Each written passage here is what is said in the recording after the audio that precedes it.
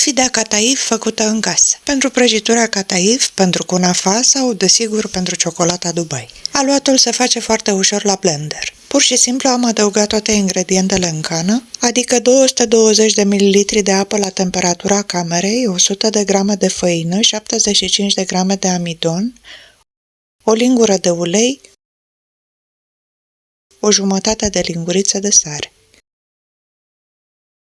Am mixat 10 secunde la cea mai mică viteză și am dat de 2 ori puls.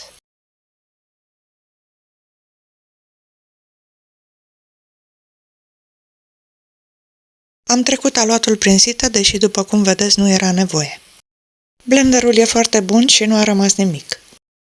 Se toarnă toată compoziția într-un poș, care se sigilează cu o clamă sau un cârlig de rufe. Se taie, de fapt doar se ciupește puțin vârful poșului și se forțează puțin aluatul să iasă.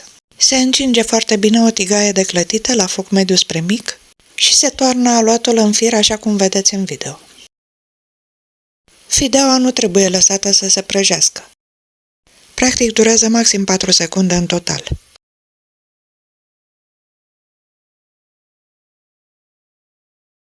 Se lasă să se răcească complet și se păstrează la congelator.